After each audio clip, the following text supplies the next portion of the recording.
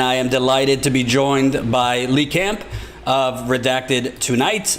Lee, how are you doing in these trying times? Hey, Jordan, good to see you. I'm hanging in there. Yeah, it's, sucks to not be touring, not be actually out there beating people anymore for now, but still doing the shows and everything, so. Good.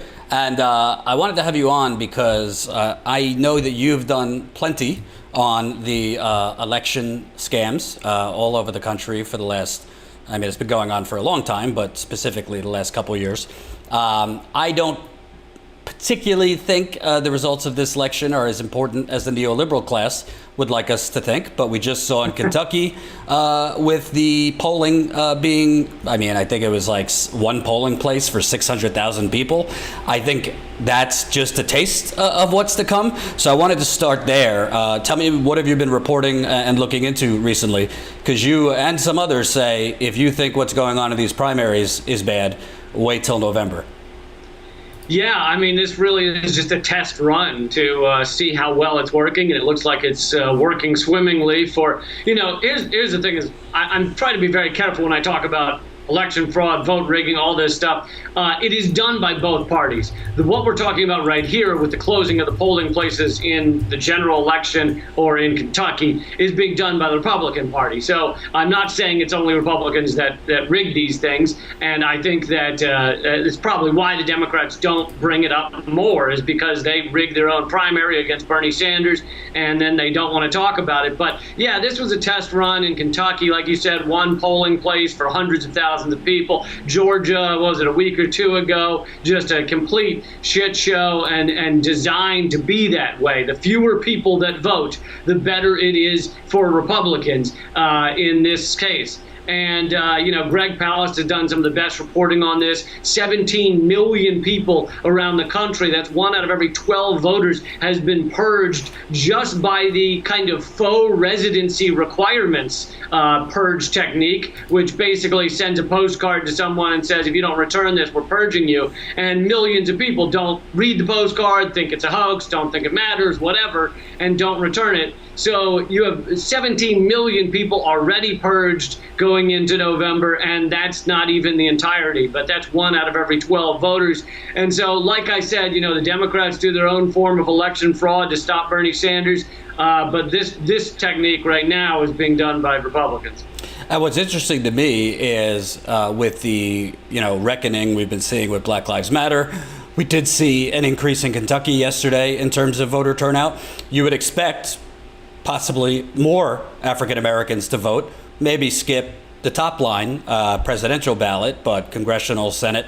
And we know that there's a special place in voter purge hell for black people. George W. Bush, besides the Supreme Court, should thank the purge of black people in Florida in 2000. Do you expect more of that suppression and purging in communities that Hillary Clinton lost, looking at Milwaukee, Detroit, and other communities predominantly black? Yeah, that's a lot of what this purging is. They've been, ever since it goes back to the Bush years, they would make sure to put fewer polling places in urban areas where it tends to be more minorities voting.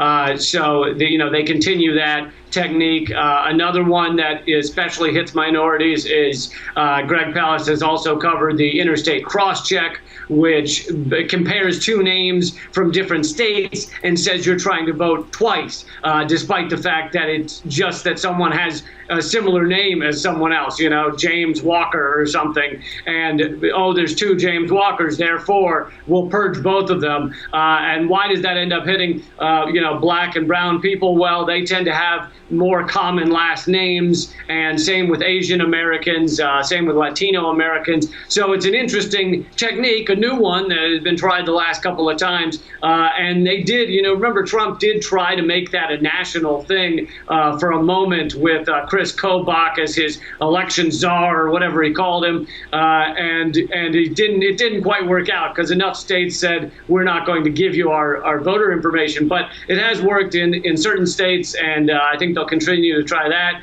So and then the residency requirements also hits people of color and especially younger people because they tend to move more. They tend to not have a house that, it's easier to get like a postcard and return it. So even that is designed to especially hit people who are not white. I don't know why that is. The Republicans are trying so hard to stop non-white people from voting. I'm not really sure what that is, but they seem to be fighting very hard on that front. And I feel like college campuses is the new threshold here. We saw during the primary, besides the all-out assault on Bernie from the media, particularly between South Carolina and Super Tuesday. I mean, it was like a coordinated super PAC for Joe Biden. But I mean, in Texas, the lines were crazy at colleges. Same thing in Michigan, California as well. And, young people kind of wait, often till the last minute. But obviously, it could have made a difference, particularly in Texas, if more of these college students were able to vote. We're seeing a lot of this over recent years at college campuses where, young people are being left to wait 4 hours, 5 hours, 6 hours. I don't think that's just a Republican thing. I think that's happening in Democratic primaries as well.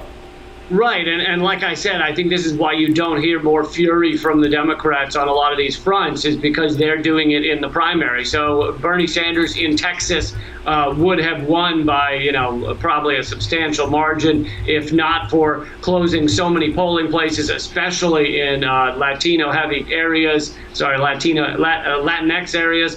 And so they just closed hundreds of polling places. In California, they also completely redid their system within months of the election, and people didn't understand it. They had trouble getting poll workers and all this stuff designed to really slow everything down, make it very hard to vote. And then the poll workers were actually told in trainings, and they used the same trick on Bernie in 2016, and it's absolutely infuriating that he didn't stand up more angrily and say, this isn't going to happen to me again. But they trained poll workers to give out provisional ballots and tell people that provisional ballots, which are pretty damn close to being placebo ballots, here's a pretend vote, and we'll let you think that you actually voted.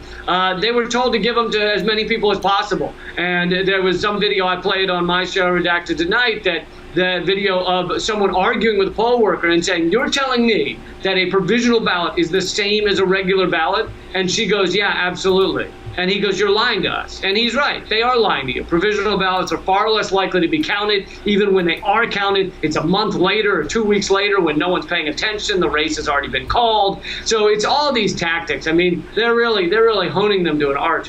Mm-hmm. What are your thoughts? Bottom line, I don't think we need to get into Trump that much, but Biden, it's possible he could be comatose and still win at this point.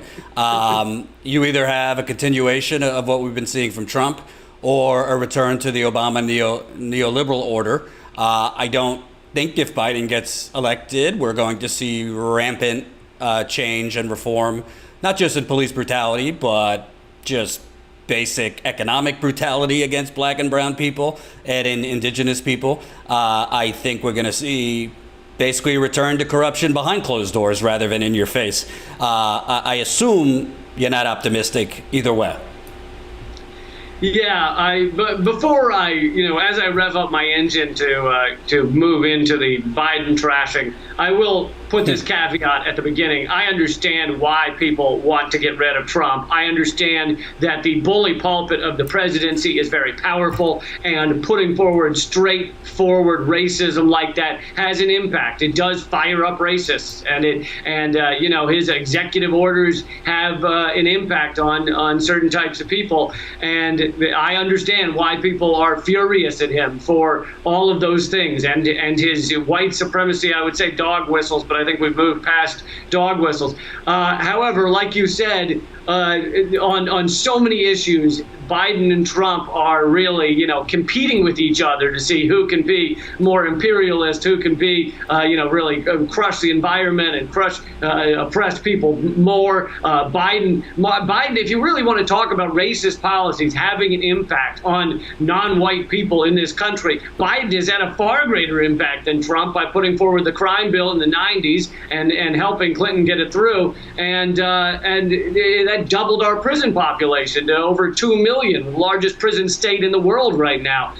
So Biden has actually had a far greater impact on the race front than Trump has so far. But and then if you look at our imperialist wars, our endless wars overseas, where Trump gets the most hatred from the Democratic establishment and from the liberal aligned media, is when he's, whether it's for his own ego or whatever the reasons, he's trying to actually decrease our militarism. When he says he's taking the troops out of Syria, when he says he's taking the troops out of Afghanistan, when he says he might risk peace with North Korea, all those things get more fury and just hair on fire response from the liberal aligned media and the Democratic establishment, then bombing, then killing, then supporting the genocide in Yemen.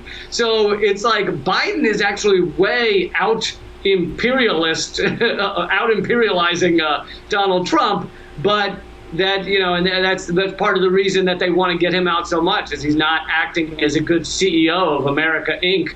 But I also am not saying I don't understand why so many people are so hateful or so, I don't know, upset about Donald Trump in office as well, because the bully pulpit does have a lot of power. Yeah. Hope you enjoyed that last video. Hop on over to statuscoup.com where you can sign up for our email list and become a member for as low as $5 to $10 a month.